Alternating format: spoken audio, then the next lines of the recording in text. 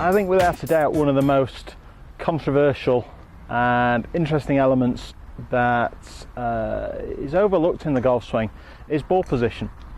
And I think that it's a mistake that I see such a large number of people make in their games, that I wanted to deal with this and give you some indication as to the difference between an iron and a wood ball position, and give you a routine that you can work on both in practice but take out into the golf course so that you can guarantee the correct ball position. Because after all, if you make a perfect swing and the ball isn't in the correct position in your stance, you're not going to hit the ball solidly, and you're certainly not going to hit the ball on target. So it's a very big element of playing well.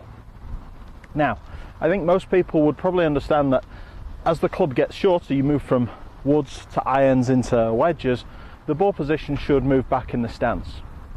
But over the years playing with people in pro-ams and club members, it's something that I see a huge amount of confusion with players moving the ball back almost, if you like, a full width in their stance.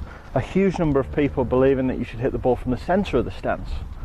And I think these issues cause big faults in the golf swing, because whatever picture you're looking at, wherever you position the ball in your stance, be it to the left or be it back to the right, your brain will send the message out to your body to swing towards where the ball is.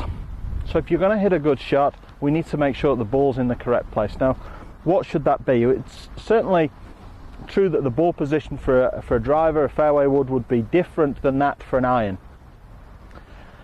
Certainly in terms of short game shots, it's true that the ball position in a short game shot would be different from that of a full swing, and I've dealt with that in previous videos. What I'm going to do today is simplify everything for you, give you a methodology which you can take onto the golf course and feel confident and comfortable that you're in the correct position with the specific club that you're using. Okay, I'm going to start with the driver, so we'll just rest that down there. And you can see here I've got a line of golf balls representing the ball position here, which is set at 90 degrees to my target line. So what I'm going to do is I'm going to make an address, and the first thing we need to understand with the driver is that we're attempting to hit the ball slightly on the upswing.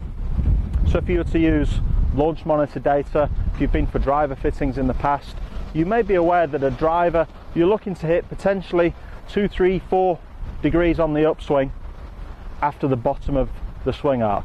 So to help hit the ball on the upswing, we need to position the ball forwards to the target side of your stance, and the ideal position is opposite or just inside your left heel, your lead heel if you like.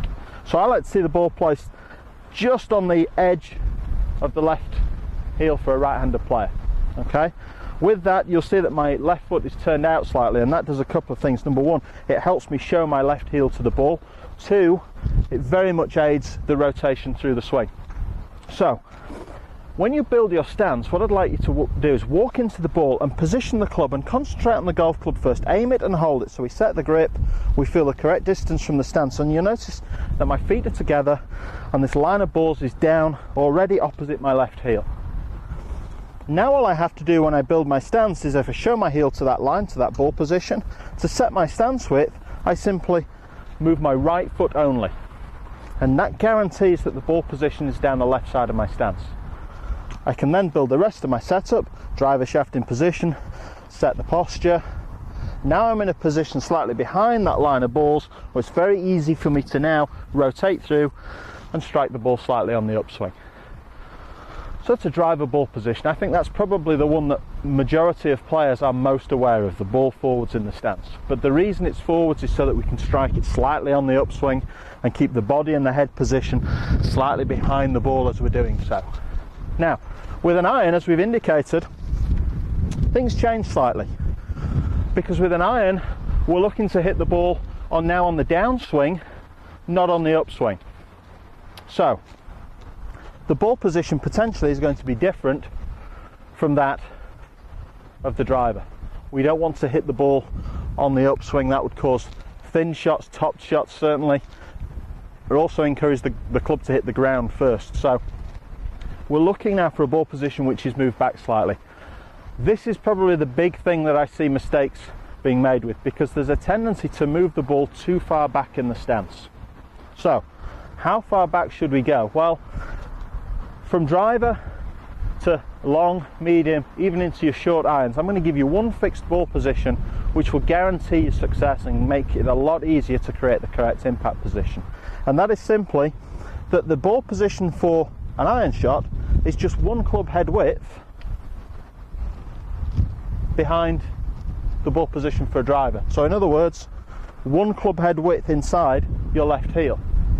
Now this gives you a definitive measurement, something that you can work on with every shot. So when we address an iron shot, we start again with the ball opposite the left heel for a right-handed player, the lead heel if you like. We aim the club, we hold the club.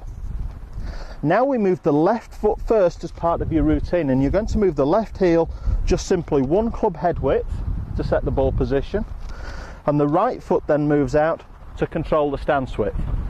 Now for an iron shot, a smaller shaft, so a slightly smaller swing arc, you can look for a stance width with your irons which is perhaps an inch and a half narrower than that of the driver, which is a much wider swing and therefore needs a little bit more stability and support.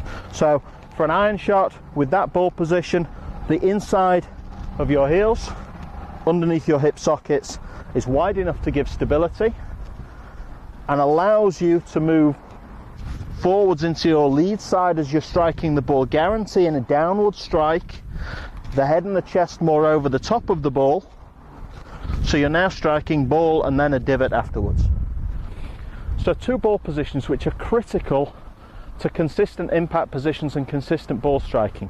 If you put the ball in the centre of the stance, for an iron shot in particular, you can now no longer effectively transfer your weight forwards. It costs you a lot of power.